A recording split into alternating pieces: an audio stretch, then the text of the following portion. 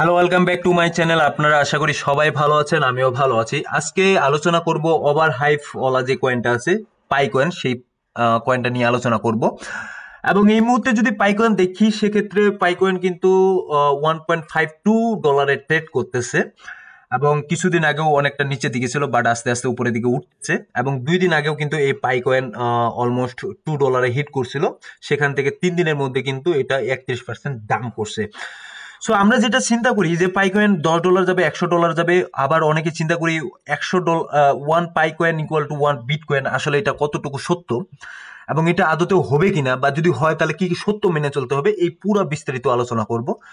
প্রথমত দেখে আসি পাই কয়েন যে 2019 সাল থেকে মাইনিং প্রজেক্ট এটা শুরু হয়, এবং সেখান থেকে কিন্তু আজকে 2025, অনেক বছরের একটা জার্নি। বাট মাঝখানে একটু লুকায়িত ছিল, বাট এখন আবার এটার হাইপ আসছে। এখন কিছু কিছু এক্সচেঞ্জে লিস্টেড হচ্ছে, এবং কিছু কিছু এক্সচেঞ্জ লিস্ট করার জন্য ভোট করতেছে তাদের যে গ্রাহক আছে তাদের কাছ থেকে। But let's see what's happen, সামনের দিকে কি হয়। এখন কথা হচ্ছে যে আমাদের যে ধারণাটা, বদ্ধমূল একটা ধারণা আছে যে পাই কয়েন এখান থেকে, বা পাই কয়েন না, হ্যামস্টার কয়েনের সময়, আমি যেহেতু এই কমিউনিটিতে যুক্ত ছিলাম, আমি জানি যারা হ্যামস্টার কয়েন নিয়ে কাজ করছিল তারাও চিন্তা করছিল যে এক হ্যামস্টার কয়েন ইকুয়াল টু $10, $20, $100 পর্যন্ত চিন্তা করছিল, এবং মানুষ এইভাবে দিবা স্বপ্ন রাতে দেখতো। এবং আপনাদের অনেকেরই খারাপ লাগতে পারে যে আসলে এটা আমি কি বলতেছি। এটার আমি আপনাদেরকে একটু ম্যাথে নিয়ে যাব, একটু হিসাব করব। বাট তার আগে যদি হোয়াইট পেপারটা দেখি, এটা অবশ্যই একটা ভালো হোয়াইট পেপার। এটাতে অনেক কিছু ব্যাপার আছে, সলিউশন কিভাবে, প্রবলেম কিভাবে এইখানে আসে, এবং সলিউশনের ব্যাপারগুলো আছে। পাইকয়েনের ইকোনমিক যে মডেলটা আছে সেটা, তারপর ইউটিলিটি বিষয় আছে, সবকিছু এখানে রোডম্যাপ দেওয়া আছে। বাট এগুলো নিয়ে আজকে আলোচনা করব না। যে বিষয়টা নিয়ে আলোচনা করব সেটা হচ্ছে পরিসংখ্যান এবং ম্যাথ, যে আসলে পাইকয়েন হিট করলে, $10 হিট করলে বা $100 হিট করলে যে আসলে আমাদের কি করতে হবে, বা তার কি করতে হবে, এই বিষয়গুলো নিয়ে আলোচনা করব। সো প্রথমত দেখে আসি যে মার্কেট ক্যাপ, এই মুহূর্তে মার্কেট ক্যাপ যেটা আছে, এটা তো আগে বললাম যে $9.1 বিলিয়ন, অলমোস্ট $10 বিলিয়ন। এখন সার্কুলেটিং সাপ্লাই কিন্তু মোটামুটি ওই কি সেম, হ্যাঁ, ধরলাম 10 বিলিয়ন, 10 বিলিয়ন, যে টোটাল সাপ্লাই যেটা আছে। সার্কুলেটিং সাপ্লাই কত আছে? $6.4 বিলিয়ন এটা সার্কুলেটিং সাপ্লাই আছে। সো এখন কথা হচ্ছে যে কয়েনের প্রাইস এখন আপনার $1.5, সেই কয়েন কিন্তু টোটাল মার্কেট ক্যাপ এখন হয়ে গেছে 10.1 বিলিয়ন। সো এটা যদি $10 হিট করে তাহলে কি হবে? ম্যাক্সিমাম সাপ্লাই যদি হিসাব করি, ম্যাক্সিমাম সাপ্লাই দিয়ে, সেক্ষেত্রে $1 ট্রিলিয়ন একটা মার্কেট ক্যাপ হয়ে যাবে। আপনারা চিন্তা করুন, ম্যাক্সিমাম সাপ্লাই দিয়ে যদি হিসাব করি $10, সেক্ষেত্রে $1 ট্রিলিয়ন মার্কেট ক্যাপ হয়ে যাবে। সো আবার আসতেছি যে আসলে তাহলে কি $10 হিট করবে? না, হিট করবে। কিভাবে হিট করবে ওটা একটু পরে আলোচনা করি। $20 যদি ইয়া হয়, এক একটা কয়েনের প্রাইস হয় $20 পাই নেটওয়ার্কের, সেক্ষেত্রে কিন্তু 2 ট্রিলিয়নের মার্কেট ক্যাপ হয়ে যাবে 100 বিলিয়ন সাপ্লাইয়ের হিসাব করে। এখন $100 যারা চিন্তা করতেছেন, $100 একটা ইয়া হবে, করবে এক একটা পাই কয়েন, সেক্ষেত্রে $10 ট্রিলিয়ন মার্কেট ক্যাপ হবে পাই নেটওয়ার্ক। ঠিক আছে, এখন আপনারা একটু মার্কেটের দিকে দেখুন এবং নিজে আন্দাজ করুন আসলে আমরা কিসে বসবাস করি, স্বপ্নে নাকি অন্য কোথাও। টোটাল মার্কেট ক্যাপে যে জায়গায়, পুরো ক্রিপ্টোকারেন্সি মার্কেট ক্যাপে যে জায়গায় 3.19 ট্রিলিয়ন, সেক্ষেত্রে এক কয়েনে $10 ট্রিলিয়ন মার্কেট ক্যাপ হবে। এটা ভাবা যায়? এটা আসলে অকল্পনীয় একটা বিষয়। ঠিক আছে, সো এখন কথা হচ্ছে তাহলে কি $10 হিট করবে? না, করবে।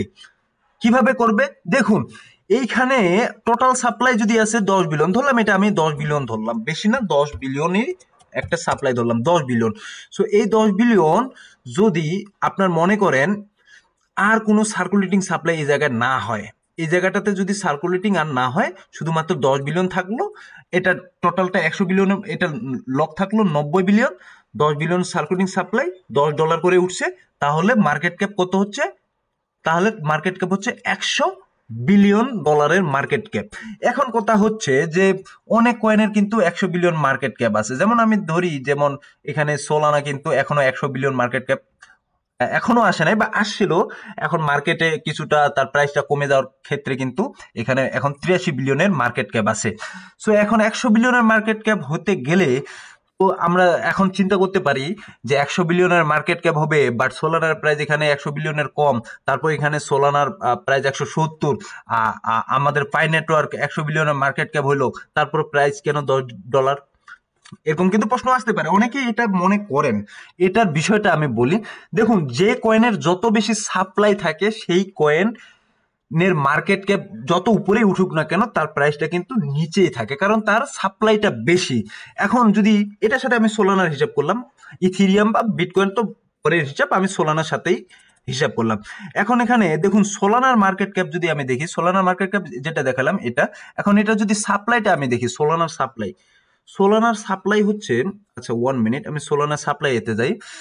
সোলানার সাপ্লাই যদি আমরা এই জায়গাটাতে দেখি সেক্ষেত্রে কত মিলিয়ন, 594 মিলিয়ন, মানে 1 বিলিয়নও সাপ্লাই না এই জায়গায়।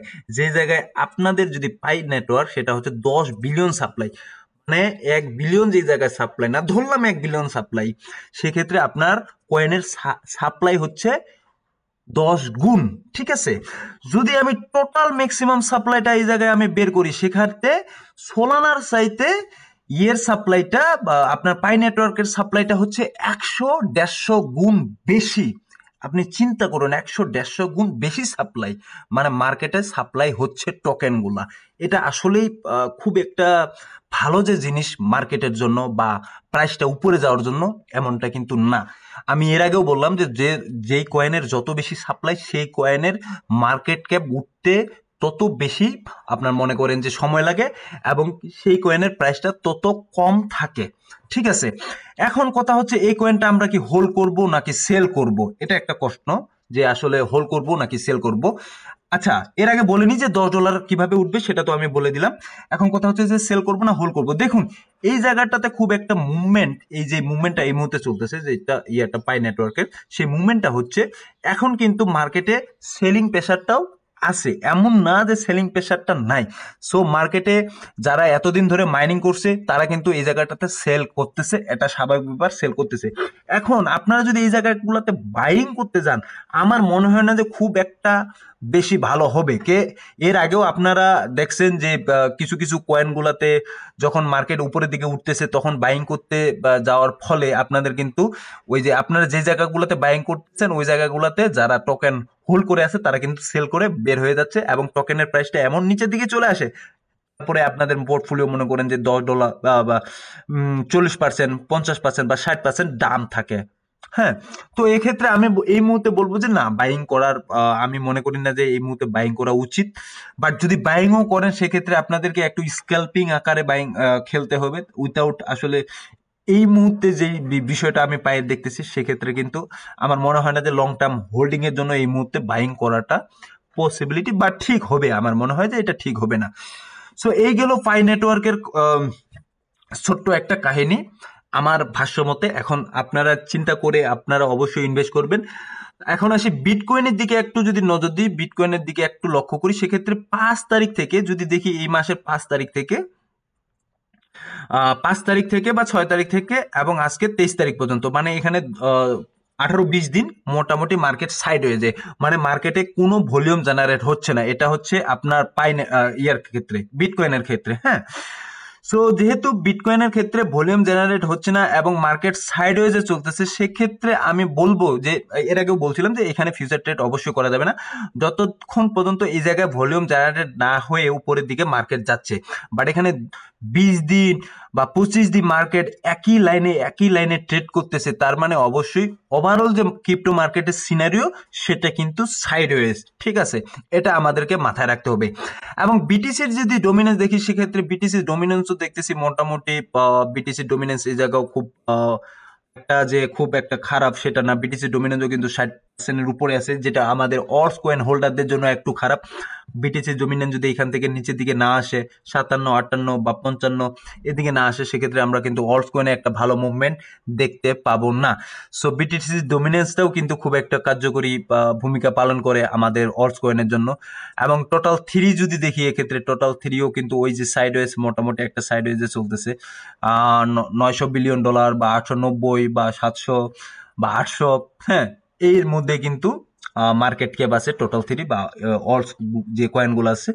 সো আমার মনে হয় যে হোপলেস হওয়ার এই জায়গায় কোনো কারণ নেই। মার্কেট সামনের দিকে অবশ্যই অগ্রসর হবে, মার্কেট সামনের দিকে যাবে, বাট আমাদেরকে একটু ধৈর্য ধরতে হবে। এবং দ্যাট যখন আমরা দেখবো যে পুরোপুরি মার্কেটের মধ্যে মানুষের একটা ব্যাড সেন্টিমেন্ট কাজ করতেছে এবং অনেকে কিন্তু এখানে রিটেল ইনভেস্টররা তারা মার্কেট থেকে বের হয়ে যাবে, আমরা দেন তারপর দেখতে পারবো মার্কেটে হালকা করে পাম আসা শুরু করতেছে এবং খুব দ্রুতই উপরের দিকে চলে যাবে। সো এই গেল আজকে মার্কেটের আপডেট। ধন্যবাদ, সবাই ভালো থাকবেন, সুস্থ থাকবেন, দেখা হবে নতুন কোনো ভিডিও নিয়ে আগামী দিনে।